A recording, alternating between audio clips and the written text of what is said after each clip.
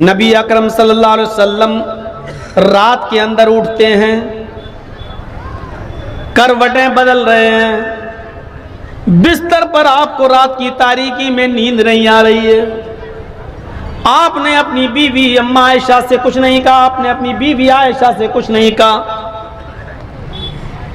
آپ نے دروازہ کھولا اور سیدھے گھر سے باہر نکل گئے۔ تھوڑی دور چلے تو آپ کو راستے سے چلتا ہوا ایک آدمی نظر آیا، کوئی آ رہا ہے۔ آپ اس کے قریب پہنچے، یہ سوچ کر اس کی طرف آگے بڑھ گئے، اگر جان پہچان والا ہوا تو اس سے کچھ مانگ لیں گے، کیونکہ بھوک کی وجہ سے نیند نہیں آئی، کروٹیں بدلتا رہا اور گھر میں کھانے کو آج میرے کچھ نہیں رہا۔ چلو یہ آدمی آ رہا ہے، اس سے کچھ کہتے ہیں۔ رات کے اندھیرے میں اس آدمی کو پہچان نہیں پائے۔ جب اللہ کے نبی اس کے قریب پہنچتے ہیں تو کیا دیکھتے ہیں کہ یہ آدمی کوئی اور نہیں ہے، یہ حضرت ابو بکر صدیق رضی اللہ تعالیٰ عنہ ہیں، جو رات کی تاریکی میں باہر نکلے ہیں۔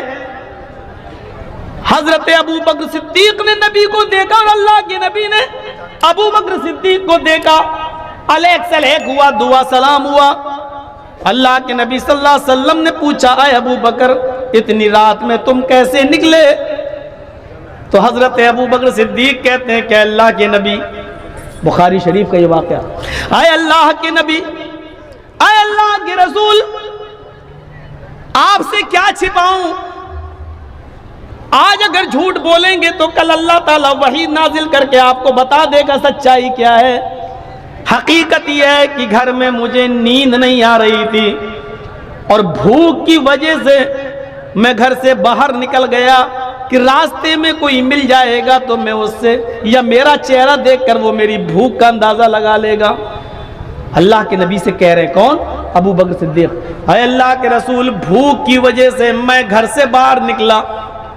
اللہ کے نبی صلی اللہ علیہ وسلم نے کہا، اے ابو بکر اگر مجھ سے یہ امید رکھتے ہو کہ میں تمہارا چہرہ دیکھ کر اپنے گھر لے جاؤں گا اور تمہیں کھانا کھلا دوں گا تو یہ امید بالکل مت رکھنا، اس لیے کہ تمہارے نبی کو، تمہارے ساتھی کو، تمہارے اس خلیل کو، اس دوست کو، محمد رسول اللہ صلی اللہ علیہ وسلم کو بھی بھوک نے ہی گھر سے باہر نکالا ہے۔ جو حالت تمہاری ہے وہی حالت میری بھی ہے۔ جس بھوک کی وجہ سے تم گھر سے باہر نکلے ہو اسی بھوک کی وجہ سے میں بھی گھر سے باہر نکلا ہوں۔ اچھا، ابو بکر صدیق کی امیدوں پہ پانی پھر گیا۔ سب سے زیادہ سخی اور کھلانے پلانے والے تو اللہ کے نبی تھے۔ چلیے کوئی بات نہیں، چلیے تھوڑا آگے بڑھتے ہیں۔ ایک اور آدمی آتا ہوا نظر آیا، دونوں کی نظریں اس آدمی پر جم گئی، دونوں اشاروں میں باتیں کرنے لگے۔ اگر جان پہچان کا ہوا تو اسی سے کہیں گے کہ اپنے گھر لے چل۔ جب وہ آدمی قریب آتا ہے تو وہ کوئی اور نہیں تھا، وہ حضرت عمر فاروق رضی اللہ تعالیٰ عنہ تھے۔ علیک سلیک ہوا اور ان دونوں نے پوچھا، ہے عمر اتنی رات میں اندھیرے میں اکیلے چلے آ رہے ہو، کیسے نکلنا ہوا، کہاں جانا ہے؟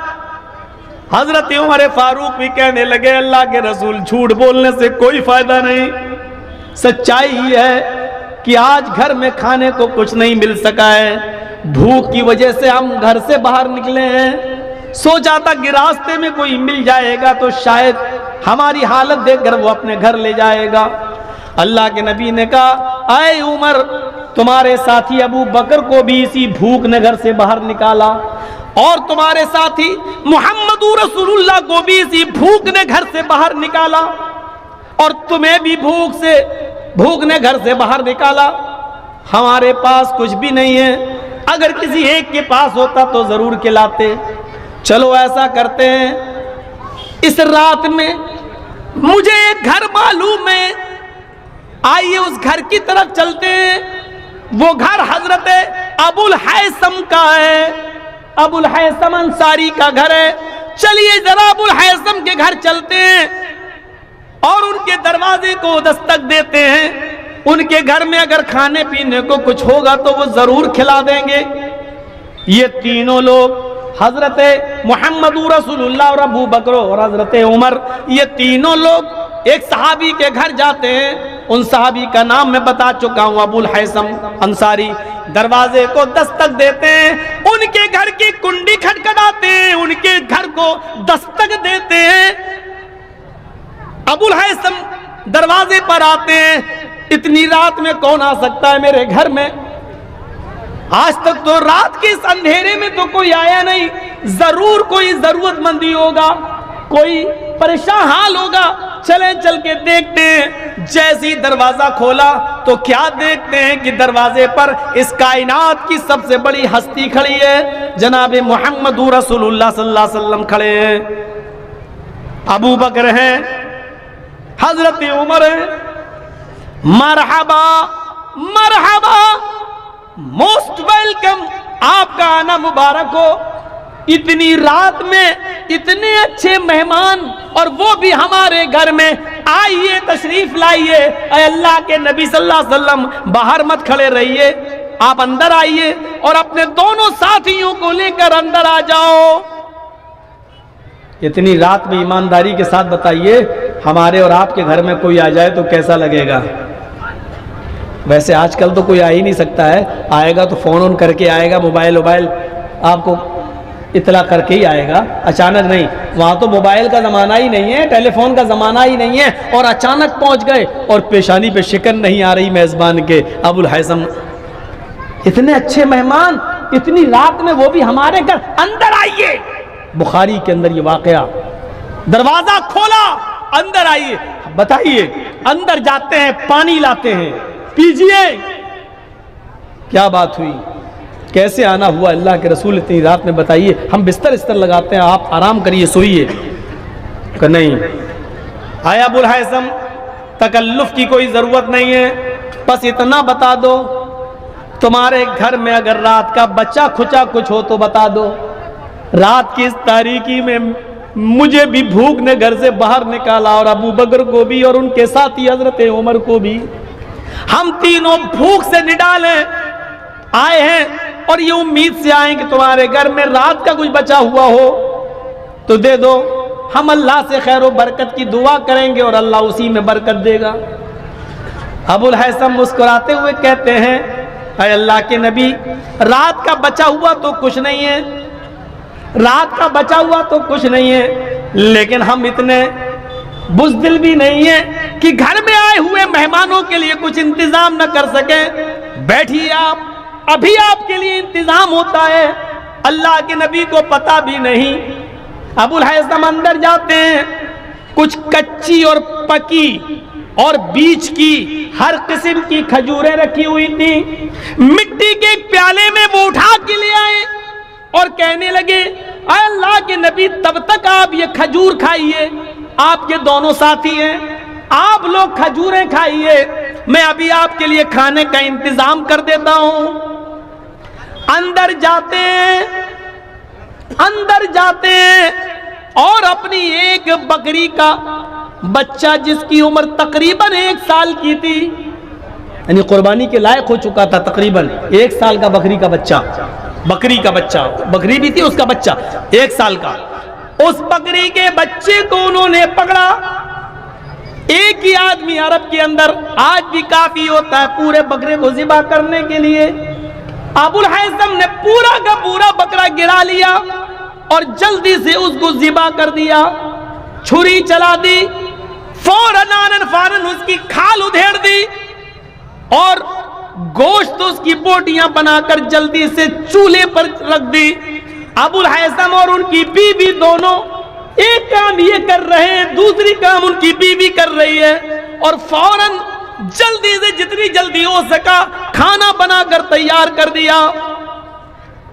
اندر سے آواز آتی ہے، اے ابو الحیثم، اے میرے شوہر، دسترخوان لگا دیجئے، ہمارے نبی محمد رسول اللہ کو اور ان کے دونوں ساتھیوں کو دسترخوان پر بٹھائیے، میں سالن نکالتی ہوں اور گرم گرم روٹیاں بنا کر دیتی جاتی ہوں، آپ پردے کی اوٹ سے ان روٹیوں کو لیتے جائیے اور آپ نبی اکرم کو اور ان کے دونوں ساتھیوں کو کھلاتے جائیے۔ سامنے کھانا آتا ہے، دیسی مرغا مانگ مانگ کے کھانے والوں، میزبان پر مصیبتیں بننے والوں، فون پر کہنے والوں کہ ہم آ رہے ہیں، دیسی مرغا کاٹ کے رکھنا، بنا کے رکھنا، چاہے وہ آپ ہوں یا ہم جیسے مولوی، اپنے گریبانوں میں جھانک کر دیکھیں اس واقعے کی روشنی میں جو صحیح بخاری کے اندر درج ہے، اطلاع اور دیتے ہیں کہ آ رہے ہیں، دیسی مرغا کاٹ کے رکھنا، بنا کے رکھنا، آج تمہارے یہاں سے گزریں گے، کھا کے جائیں گے۔ مانگ مانگ کے بھی مہمانی ہوتی ہے، کہیں تمہارے باپ کا وہ نوکر ہے جو تمہارا حکم مانے گا، اس کی نہ مجبوری دیکھو، نہ کچھ دیکھو، نہ پریشانی دیکھو، یہاں بکرا موجود، کاٹ دیا، ذبح کر دیا، کھانا بن کے سامنے آ گیا۔ جیسے ہی گوشت اور روٹیاں سامنے آئیں، بھنا ہوا گوشت سامنے آیا، امام کائنات کی آنکھوں میں آنسو آ گئے، محمد رسول اللہ صلی اللہ علیہ وسلم کی آنکھوں میں آنسو آ گئے، رونے لگے۔ ابو الہیثم جب روٹیاں رکھنے آئے، نبی اکرم کے آنکھوں میں آنسو دیکھے، کہا اللہ کے نبی، آپ نے اور آپ کے ساتھی تو بھوکے تھے، ہم نے تو کھانے کا انتظام کیا ہے، جو میرے پاس میسر تھا ہم نے فوراً انتظام کر دیا ہے۔ اللہ کے نبی صلی اللہ علیہ وسلم کی زبان سے جو جملے نکلے وہ بخاری میں دیکھ لیجئے، آئے ابو الہیثم، اللہ کی قسم، واللہ واللہ، اے ابو الہیثم واللہ، لَتُسْأَلُنَّ عَنْ هَذَا النَّعِيمِ يَوْمَ الْقِيَامَةِ، جو نعمتیں تم نے پکا کر ہمارے سامنے رکھ دی ہیں، اللہ کی قسم قیامت کے دن ان نعمتوں کے بارے میں تم سے پوچھا جائے گا۔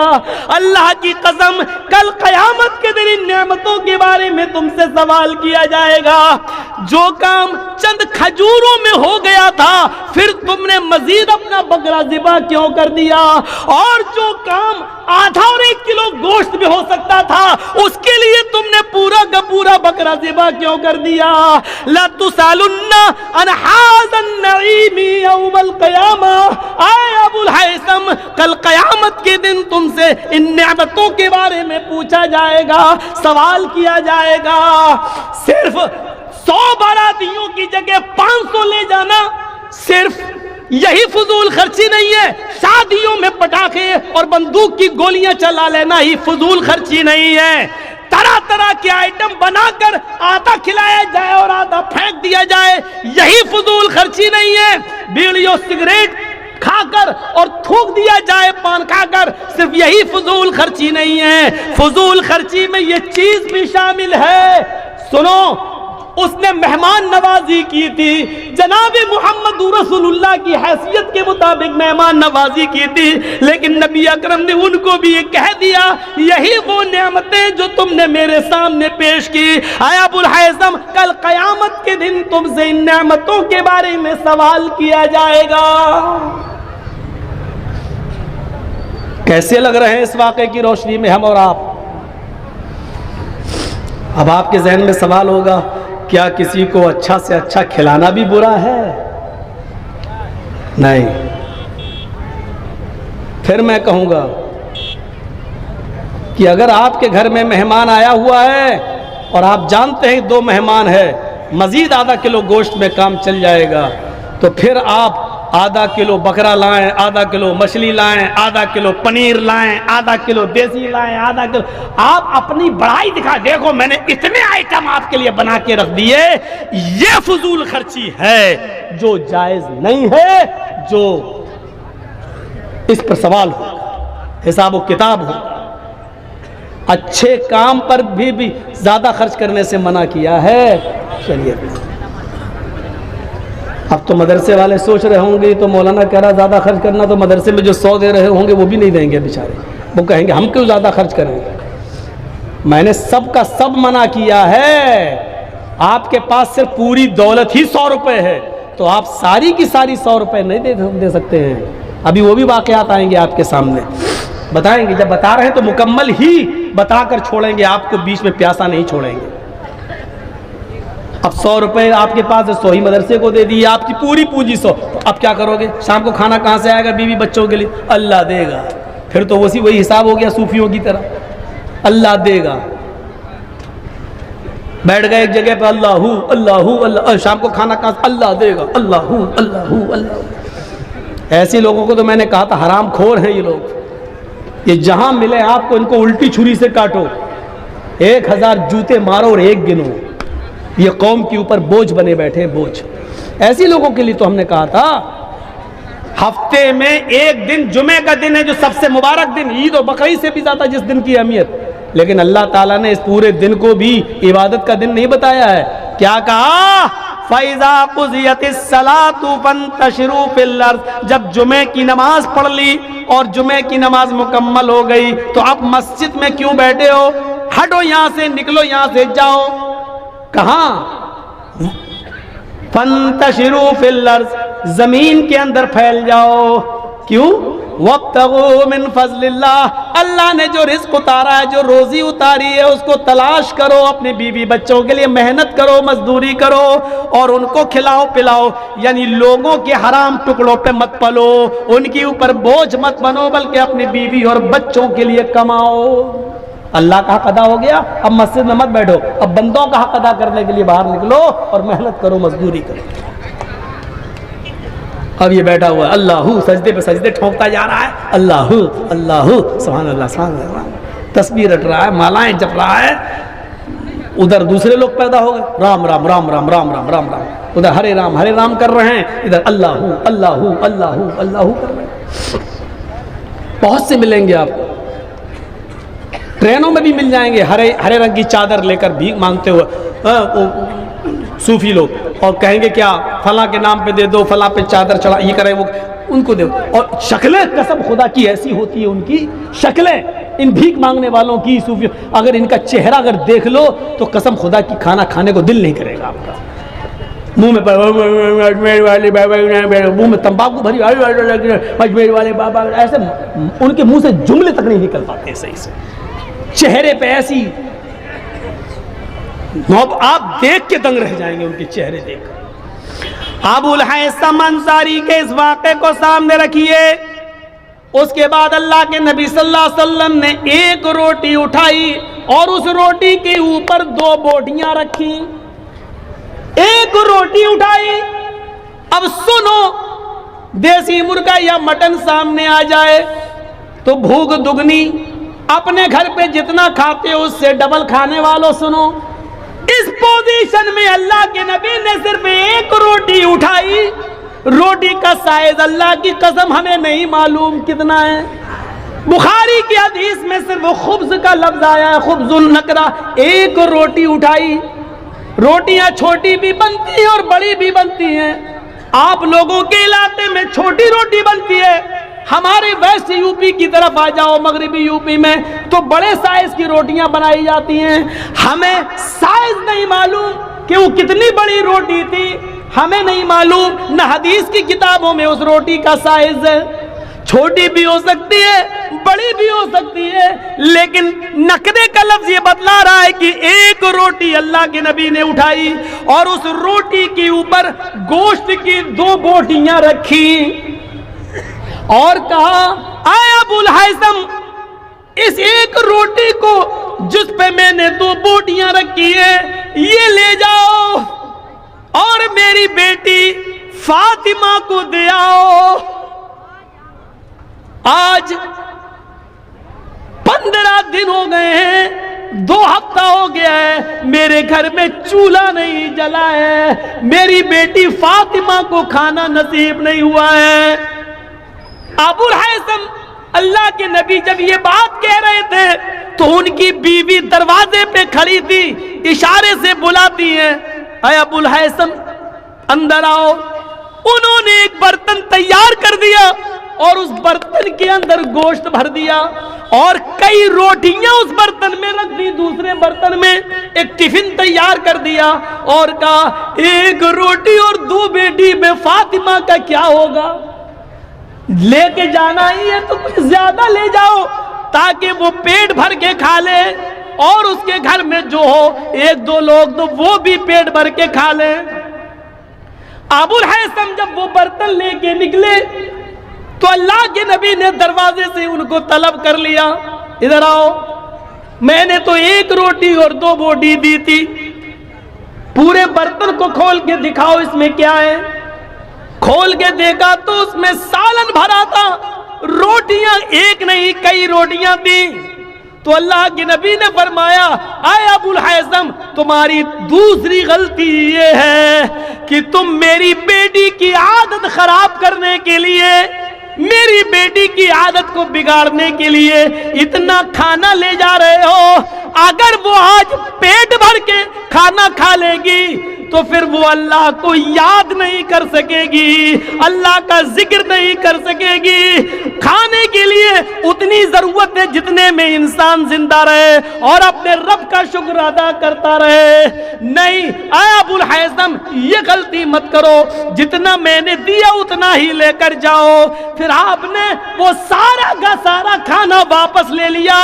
اے ابو الحیثم، اس علاقے کے بہت سے غریب لوگ آج بھی بھوکے سو رہے ہوں گے، میری بیٹی سے زیادہ ضرورت مند وہ لوگ ہیں، یہ روٹیاں ان میں پہنچا دو اور یہ سالن ان میں پہنچا دو۔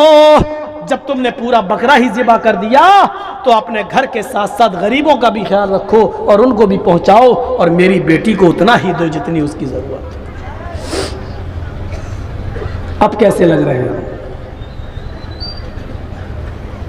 مجھے تو معلوم ہے تقریر میری بس جب تک ہو رہی ہے تب تک کے لیے آپ سوچنے پہ مجبور ہیں، لیکن کل آپ جہاں جائیں گے، آج ہی جن کے مہمانی میں آئے ہوں گے تو کل صبح اس کے ہاں بھر پیٹ ناشتہ ہی کر کے جائیں گے، بھوکے پیٹ نہیں جائیں گے۔ معلوم ہے وہ بھی بھوکا پیٹ نہیں جانے دے گا بیچارہ، کیونکہ کل اس کے علاقے میں بھی جلسہ ہونا ہے، ادھر آپ بھی تو جاؤ گے، ادھر وہ بھی تو، پھر ادھر آپ بھی جاؤ گے۔ ہوتا ہے، کھانے پینے سے میں منع نہیں کر رہا ہوں، کھلانے اور پلانے سے بھی منع نہیں کر رہا ہوں۔ مہمان نوازی تو بڑی اچھی چیز ہے، خوش نصیب ہے وہ انسان جس کے گھر میں مہمان آتے ہیں، اس کے گھر میں برکتوں کے دروازے کھل جاتے ہیں، کوئی شک نہیں ہے، لیکن ہر چیز پہ فضول خرچی یہ غلط چیز ہے، چاہے وہ جائز کام ہو یا ناجائز کام۔ آئیے ایک اور واقعے کی طرف چلتے ہیں۔ حضرت کعب ابن مالک یہ ان صحابیوں میں سے تھے جو غزوہ تبوک میں شرکت نہیں کر سکے تھے، اور جنہوں نے اللہ کے نبی کو صحیح بات بتا دی تھی کہ ہم سستی کر گئے اور اپنی غلطی کی وجہ سے جنگ میں شرکت نہیں کر سکے، جس کے بعد اللہ کے نبی نے ان کا بائیکاٹ کر دیا تھا، لوگوں کو منع کر دیا تھا۔ سنیے جو بات ہم بتانے جا رہے ہیں وہ اب سنیے۔ اللہ کے نبی نے لوگوں کو کہہ دیا تھا کہ کوئی بھی آدمی کعب ابن مالک سے سلام نہ کرے۔ کعب ابن مالک کا فیصلہ اللہ رب العالمین کرے گا، اللہ کی طرف سے جب ان کی توبہ قبول ہو جائے گی اور اللہ تعالیٰ جب بتا دے گا کہ ان کی توبہ قبول کر لی گئی ہے، تب ان سے کے لیے راستہ کھولا جائے گا، ابھی کوئی ان سے سلام کلام نہیں کرے گا۔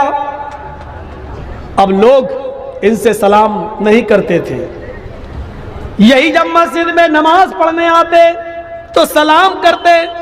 صحابہ کرام نے اللہ کے نبی سے پوچھا، اے اللہ کے نبی ہم تو سلام نہیں کرتے کعب ابن مالک سے، لیکن کعب ابن مالک جب ہمیں ملتے تو وہ سلام کر لیتے، تو کیا میں ان کے سلام کا جواب بھی نہ دوں؟ تو اللہ کے نبی نے فرمایا تم ان سے سلام نہ کرو، لیکن اگر وہ سلام کر لیں تو اس کا جواب دے دو۔ 8-10 دن گزر گئے، کچھ دنوں کے بعد اللہ کے نبی نے ایک اور حکم عائد کر دیا، اے کعب ابن مالک تمہارے لیے دوسرا حکم نافذ کیا جا رہا ہے، آج کے بعد تم مسجد میں نماز نہیں پڑھ سکتے ہو۔ مصیبتیں دیکھیے، مصیبت صرف ایک نافرمانی، ایک جنگ میں جانا تھا، سارے صحابہ چلے گئی، یہ سوچنے لگے میرا گھوڑا تو بہت اچھا ہے، تندرست ہے, ارے ہم تو صبح پہنچ جائیں گے, یہ لوگ جا رہے جانے دو, ہم تو دیر میں نکلیں گے, صبح پہنچ جائیں گے, ان کے ساتھ پہنچ جائیں گے. لیکن پھر رات میں لیٹ گئے تو نیند آ گئی, غلبہ آ گیا آنکھوں میں, نیند چڑھ گئی, صبح کے ٹائم پہ آنکھ کھلی, جب آنکھ کھلی تو پھر اور چلیے ابھی تو اور ہے, 1-2 دن لگیں گے جنگ شروع ہونے میں, ابھی ہم یہ کام نپٹا لیں, ابھی ہم وہ کام نپٹا لیں, سستی اور چڑھی, کام کرنے میں لگ گئے, یہاں تک کہ وہ جنگ شروع ہو گئی. جنگ شروع ہو گئی تو یہ جا نہیں سکے, اور جب جا نہیں سکے تو جنگ ختم ہو گئی اور سارے صحابہ لوٹ کے آ گئے. تو اللہ کے نبی نے کلاس لی, تم کیوں نہیں گئے؟ تو انہوں نے پوری صحیح بات بتا دی. تو اللہ کے رسول نے ان کا بائیکاٹ کر دیا, اب نماز میں بھی نہیں آ سکتے ہو مسجد کے اندر. کہا اللہ کے نبی پھر میں کیا کروں؟ کہا اپنے گھر میں تم نماز پڑھو گے, مسجد میں نماز پڑھنے کے لیے تمہارے دروازے بند. اللہ رب العالمین نے تمہارے لیے یہی حکم نافذ کیا ہے. کعب ابن مالک کہتے ہیں کہ جب میں بازار کی طرف جایا کرتا تھا, لوگ مجھے سلام نہیں کرتے تھے, میں ہی سلام کرتا تھا. میں ان سے پوچھتا تھا کیا اللہ کے رسول صلی اللہ علیہ وسلم نے میرے بارے میں اور کوئی حکم دیا؟ تو لوگ ہمیں اس کا جواب نہیں دیتے تھے اور مجھے سلام کا جواب دے کر نکل جایا کرتے تھے. کوئی بھی آدمی مجھ سے بات نہیں کرتا تھا. اس حال میں کئی دن گزر گئے. کعب ابن مالک کہتے ہیں میں کافی بزرگ ہو چکا تھا, یہاں پر ایک حکم اور نافذ ہوتا ہے. آئے کعب ابن مالک, 1 مہینہ جب گزر گیا تو حکم نافذ ہوتا ہے, آئے کعب ابن مالک آپ اپنی بیوی سے دور ہو جائیں. یہ حکم نافذ ہو رہا ہے آپ کو, ایک اور سزا دی جا رہی ہے آپ کو, آج کے بعد آپ اپنی بیوی سے مل نہیں سکتے.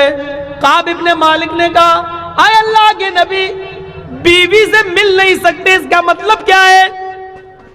کیا میں اس کو طلاق دے دوں؟ اللہ کے نبی نے کہا نہیں, طلاق نہیں, طلاق دینے کے لیے حکم نہیں دیا جا رہا ہے, آپ ان سے دور رہیں گے, ان سے بیوی والی خدمت نہیں لے سکتے, یعنی اپنی بیوی سے مجامعت صحبت نہیں کر سکتے, اس کے ساتھ ہم بستری کرنے سے روکا جا رہا ہے. کعب ابن مالک کہتے ہیں میری بیوی ایک جگہ تو جنگ میں جا نہیں سکا, یہاں ہم بستری سے بھی روک دیا گیا, کہیں میرے اوپر شہوت کا غلبہ ہو گیا اور مجھے تمہاری ضرورت پڑ گئی تو نبی اکرم کی یہ بھی نافرمانی میں نہ کر بیٹھوں اور تم سے ہم بستری نہ کر لوں, اس لیے بہتر ہے کہ تم اپنے مائکے چلی جاؤ, نہ تم یہاں رہو گی نہ میرا دل تمہاری طرف مائل ہوگا. اپنی بیوی کو وہ اپنے سسرال اس کے مائکے بھیج دیتے ہیں. اس حال میں 50 دن گزر جاتے ہیں. کعب ابن مالک اسی جگہ بیٹھے رہتے ہیں اور نماز پڑھتے ہیں, بازار جا نہیں رہے ہیں, اس لیے کہ لوگ ان سے بات ہی نہیں کرتے, ہر دن انتظار کر رہے ہیں شاید میرے لیے اللہ کی طرف سے کوئی حکم نافذ ہو جائے. کبھی سوچتے کہ میں خودکشی کر لوں, مجھے اس دنیا میں جینے کا حق نہیں ہے, یا اللہ میں نے کتنا غلط کام کر دیا, ایک جنگ میں ہم نہیں جا سکے اور مجھے اتنی مصیبتوں سے گزرنا پڑا. ساری مصیبتیں برداشت کرتے گئے, سب کچھ گوارا کرتے گئے. جب 50 دن مکمل گزر گئے, فجر کی نماز مسجد میں ہو رہی تھی اور کعب ابن مالک اپنے گھر پہ نماز پڑھ رہے تھے. نماز پڑھنے کے بعد اپنے گھر کی چھت پہ چلے گئے کعب ابن مالک, اور صبح کی ٹھنڈی ٹھنڈی ہوا میں بیٹھ جاتے ہیں اور فضا کا معائنہ کرنے لگتے ہیں. ہوا چل رہی ہے ٹھنڈی ٹھنڈی اور فضا کا معائنہ کر رہے ہیں. کیا دیکھتے ہیں, سورج نکلنے کے قریب ہے اور کوئی آدمی, کوئی صحابی رسول نبی کی مسجد نبی سے نکل کر میرے گھر کی طرف آ رہا ہے. تھوڑی دیر کے بعد وہ میرے گھر کے دروازے کے نیچے کھڑا ہوتا ہے, کہتا ہے کعب ابن مالک کہاں ہے, کعب کہاں ہے, کعب کہاں ہے؟ میرے اوپر سے آواز دی, کیا ہوا؟ میں یہاں ہوں. آئے کعب ابن مالک, اللہ تعالیٰ نے تمہاری توبہ کو قبول کر لیا ہے, تمہاری توبہ قبول کر لی ہے. جناب محمد رسول اللہ صلی اللہ علیہ وسلم نے فرمایا ہے کعب سے کہہ دو کہ وہ اپنی بیوی کو بلا سکتے ہیں، مسجد میں آ سکتے ہیں اور لوگوں سے دعا سلام کر سکتے ہیں۔ اللہ تعالیٰ نے ان کی توبہ کو قبول کر لیا۔ کعب ابن مالک آتے، جو چیز میں بتانا چاہتا ہوں اس کو غور سے سننا۔ کعب ابن مالک آتے، اوپر کی چھت سے نکلتے ہیں، نیچے زمین پر اترتے ہیں، کہتے میں تیزی سے مسجد نبوی کی طرف بھاگا، یہ خوشخبری میں جناب محمد رسول اللہ سے سنوں۔ جیسے ہی میں مسجد نبوی میں جاتا ہوں، صحابہ کرام میرا سواگت کر رہے ہیں، انہوں نے مجھے راستہ دے دیا، سب میری طرف دوڑ پڑے۔ اے کعب ابن مالک مبارک ہو، اللہ نے تمہاری توبہ قبول کر لی۔ اور میں ایک ہی بات کہتا جا رہا ہوں، مجھے یہ بات اللہ کے رسول سے سننی ہے۔ جیسے ہی ان کی نظر نبی اکرم کے چہرے پر پڑتی ہے، اللہ کے نبی کہتے ہیں آئے کعب، یہ لوگ ٹھیک کہہ رہے ہیں، ابھی جبریل نے مجھے آ کر بتا دیا ہے کہ اللہ تعالیٰ نے کعب ابن مالک کی توبہ کو قبول کر لیا ہے، تم اپنی بیوی کو بلا سکتے ہو، آج کے بعد مسجد میں آ سکتے ہو، لوگوں سے دعا اور سلام کر سکتے ہو۔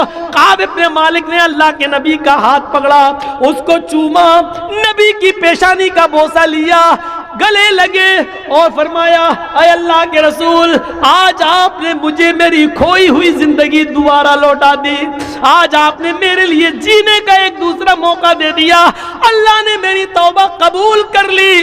اب اس خوشی کا تقاضا یہ ہے کہ میرے پاس جتنے مکان ہیں، میرے پاس جتنے گھر ہیں، میرے پاس جتنی زمین ہے، میرے پاس جتنے باغات ہیں، اے اللہ کے رسول آپ گواہ رہنا، وہ ساری کی ساری زمین، ساری پراپرٹی، سارے باغات، سارے مکان میں صدقہ کر رہا ہوں، میں اللہ کے راستے میں دے رہا ہوں۔ اس خوشی کا تقاضا یہ ہے کہ میں سب کچھ اللہ کی راہ میں لٹا دوں۔ آپ نے کعب ابن مالک کا ہاتھ پکڑا، آئے کعب تم ایسا نہیں کر سکتے ہو، تم اپنی پوری کی پوری پراپرٹی اللہ کی راہ میں نہیں دے سکتے ہو، اپنے سارے باغات تم اللہ کی راہ میں نہیں لٹا سکتے ہو، اپنا سارا مال، ساری دولت تم اللہ کی راہ میں نہیں دے سکتے ہو، تمہارے لیے جائز نہیں ہے۔ نہیں، جتنا دینا چاہو اتنا دے دو، ایک حصہ دے دو، دو حصہ دے دو، لیکن تم سارا کا سارا دے رہے ہو، خود سڑک پہ آنا چاہ رہے ہو، یہ تمہارے لیے صحیح نہیں ہے۔ آپ نے کعب ابن مالک کو سارا کا سارا مال خرچ کرنے سے روک دیا اور کیا کہا کہ تم اللہ کی راہ میں بھی نہیں دے سکتے ہو، فضول خرچی اللہ کی راہ میں بھی جائز نہیں ہے۔ آئے اپنی بیٹیوں کی شادی میں اور بیٹوں کی شادی میں بے تحاشا مال و دولت کو لٹانے والوں،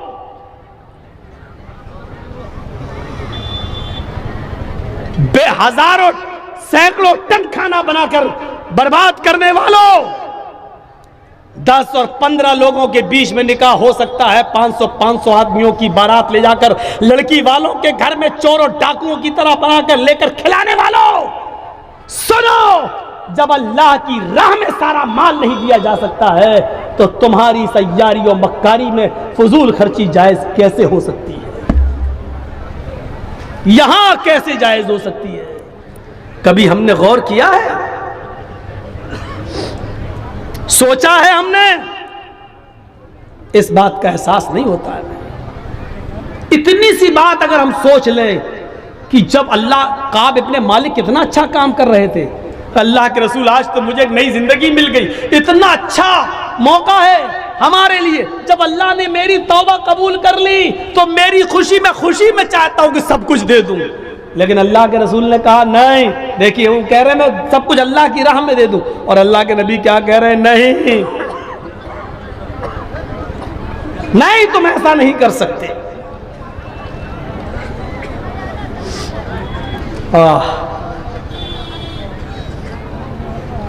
ایک عورت ہے جس کے پیٹ میں بچہ ہے اور آپ نے اس کو طلاق دے رکھی ہے، یا بچہ پیدا ہو چکا ہے اور وہ اپنی ماں کا دودھ پی رہا ہے اور آپ نے ایسی حالت میں اس کو طلاق دے دی ہے،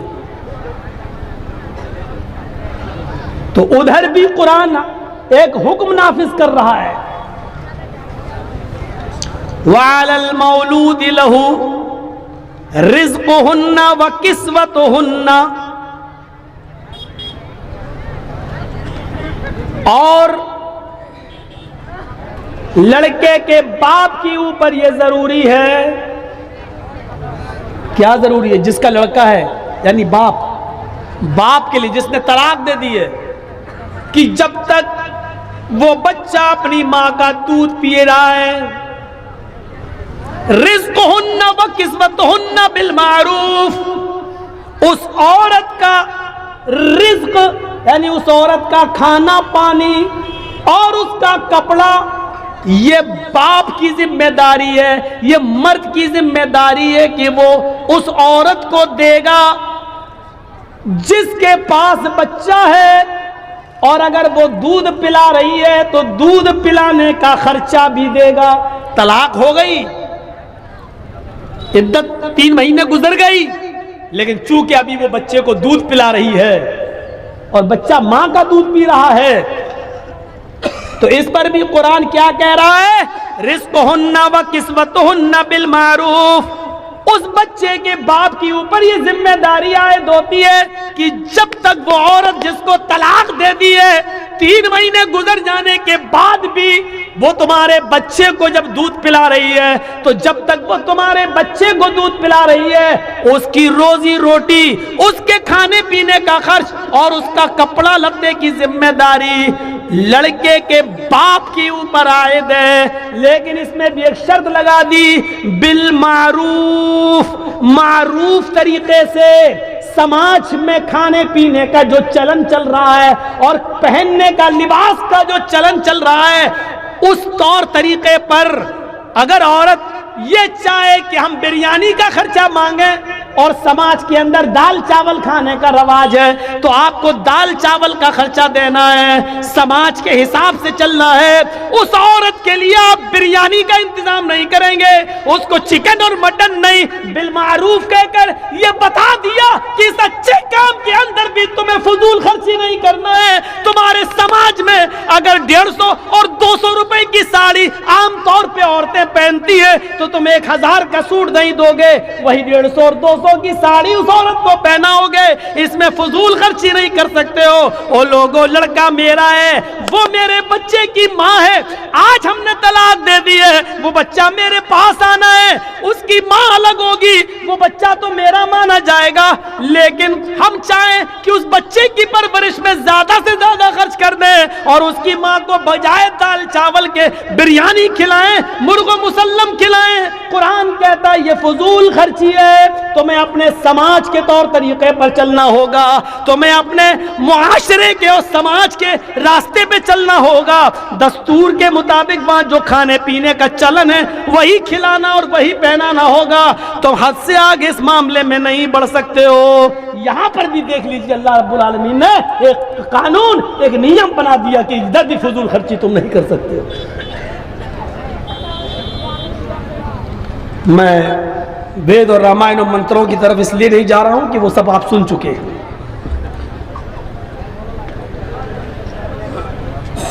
تاریخی تقریر، اتہاسک تقریریں ہو چکی ہیں. میں سمجھتا ہوں کہ اس کی ضرورت نہیں ہے.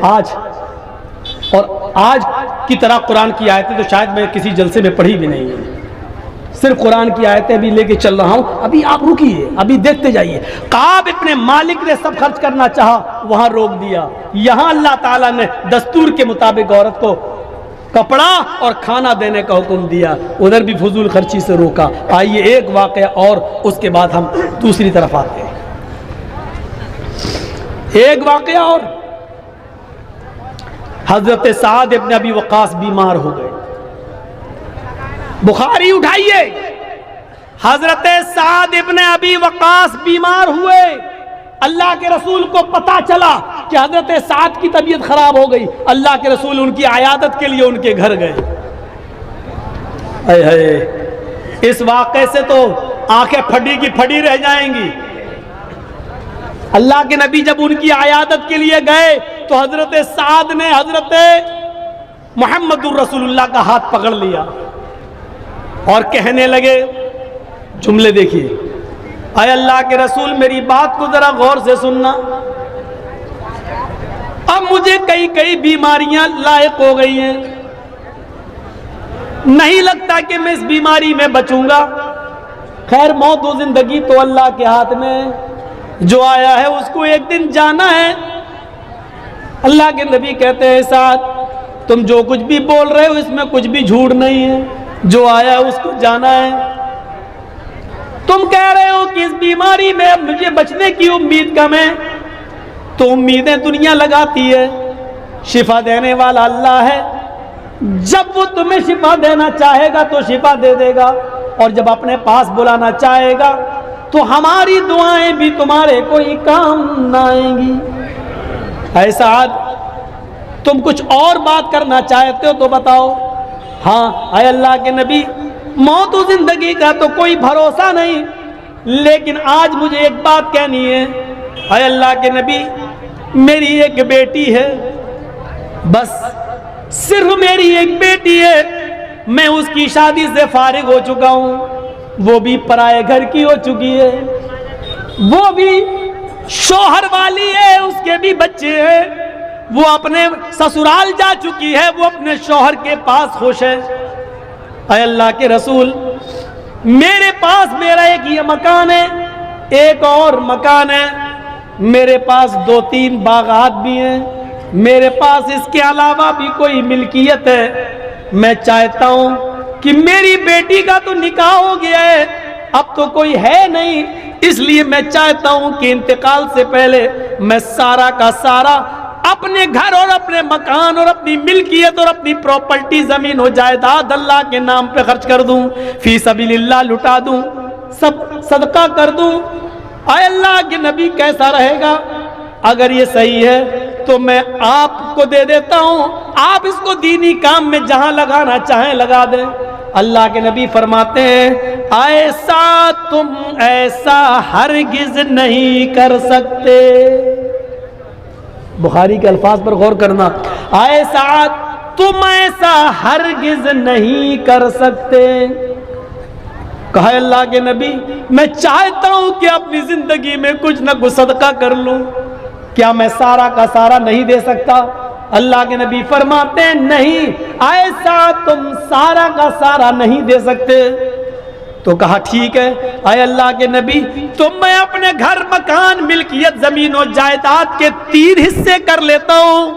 ادھر دیکھو یہ بات غور سے سنو، میں اپنی زمین و جائیداد ملکیت کے 3 حصے کر لیتا ہوں، 3 حصے، 2 حصے میں خرچ کر دیتا ہوں، 2 حصے کا میں صدقہ اور خیرات کر دیتا ہوں، اور ایک حصہ اپنے پاس رکھ لیتا ہوں جو میرے مرنے کے بعد ترکہ ہو جائے گا، میری بیٹی میں اور میرے رشتہ داروں میں بٹ جائے گا۔ اللہ کے نبی کہتے ہیں اے سعد تم ایسا بھی نہیں کر سکتے ہو، اپنی ملکیت اپنی پراپرٹی اپنی زمین و جائیداد کا 2/3 یعنی 3 حصوں میں سے 2 حصے بھی خرچ نہیں کر سکتے ہو۔ کہا اللہ کے رسول ٹھیک ہے، اگر 2/3 2/3 بھی خرچ نہیں کر سکتا ہوں تو ایسا کرتا ہوں کہ میں اپنی ملکیت کو آدھا کر دیتا ہوں، آدھی ملکیت اللہ کی راہ میں خرچ کر دیتا ہوں اور آدھی ملکیت اپنے پاس رکھ لیتا ہوں، وہ میرے مرنے کے بعد میری بیٹی اور میرے رشتہ داروں میں ترکے کے طور پہ کام آ جائے گی۔ آپ نے فرمایا اے سعد تم اپنی زندگی میں اپنی پراپرٹی زمین و جائیداد کا آدھا حصہ کر کے آدھا مال بھی صدقہ اور خیرات نہیں کر سکتے ہو، آدھا بھی نہیں دے سکتے ہو۔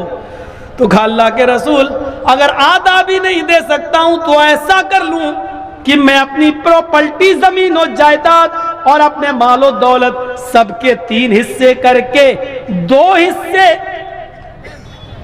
ایک حصہ میں اپنے پاس رکھ لوں، ایک حصہ میں خرچ کر دوں، 2 حصے میں اپنے پاس رکھ لوں، ایک حصہ میں خرچ کر دوں، یعنی 1/3 3 حصے کر کے، ابھی تو کہہ رہے تھے کہ 2 خرچ کر دوں 1 روک لوں، اب کہہ رہے ہیں 3 حصے میں سے 2 خرچ کر دوں اور ایک خرچ کر دوں اور دو روک لوں، دو ایک خرچ کر دوں، تو اللہ کے نبی کیا کہتے ہیں، اے سعد ابن ابی وقاص، ہاں اپنی پراپرٹی زمین و جائیداد کا 1/3 جس کا تم حق رکھتے ہو، 1/3 1/3 جس کا تم حق رکھتے ہو، اس کی وصیت جس کو چاہو کر سکتے ہو، جس کو دینا چاہو دے سکتے ہو، لیکن 2 حصے تمہارے انتقال کے بعد تمہارے رشتہ داروں میں ترکے کے طور پہ تقسیم ہوں گے،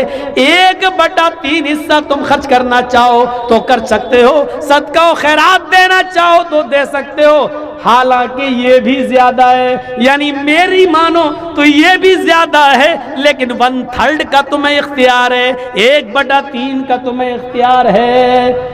یہ حدیث ہمیں کیا بتلا رہی ہے؟ بخاری شریف کا یہ منظر اللہ کے رسول صلی اللہ علیہ وسلم نے حضرت سعد ابن ابی وقاص سے جو کہا، وہ بھی ان کی بیماری کے حال میں جو کہا، یہ حکم ہمیں بتلا رہا ہے کہ ہم سارا کا سارا مال خرچ کر کے خود سڑکوں پہ آ جائیں اور بھکاری بن جائیں، یہ جائز نہیں ہے۔ جب دینی کاموں میں حد سے زیادہ مال خرچ کر کے لٹانا جائز نہیں ہے، تو شادی اور بیاہ میں، آتش بازیوں میں، بیڑی اور سگریٹ میں، پان تمباکو میں اور شراب نوشی میں فضول خرچی کرنا کہاں سے جائز ہو جائے گی؟ یہ ہماری تقریر کا آج موضوع دوسرا ہے۔ ہم فضول خرچی یہ نہیں کہہ رہے ہیں کہ حرام ہے، ہم فضول خرچی یہ نہیں کہہ رہے ہیں ناجائز ہے، ہم یہ بتا رہے ہیں جب فضول خرچی دینی کام میں جائز نہیں ہے تو غیر دینی کاموں میں جائز کہاں سے ہو جائے گی؟ جب ادھر نہیں کر سکتے ہو تو ادھر کیسے کر سکتے ہو؟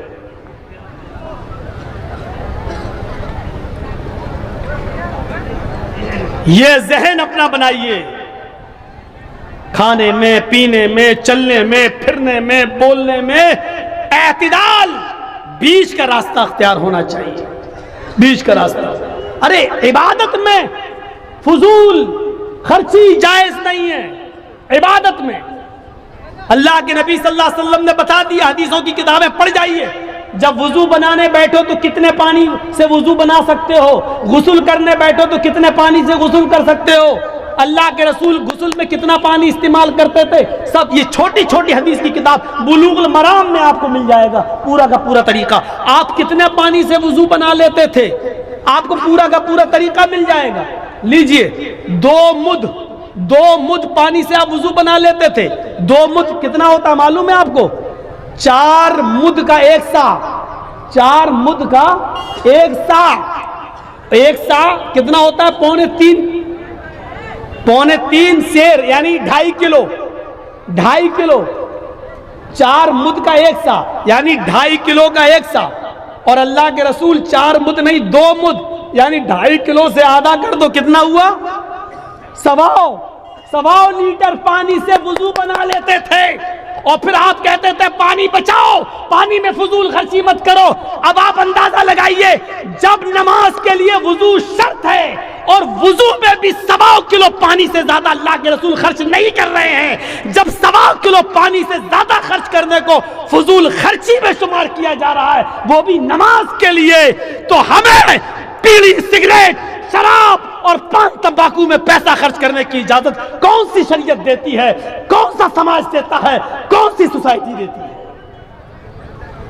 شادی میں 15، 20 اور 50 آدمی سے زیادہ 200 آدمیوں کی بارات کون سی شریعت ہمیں اجازت دیتی ہے؟ مہمانوں کے لیے بکرے، قورمے، مچھلی، فرائی اور شاہی پنیر اور سبزی کے آئٹم الگ 20 قسم کے آئٹم بنانے کی کون سی شریعت اجازت دیتی ہے؟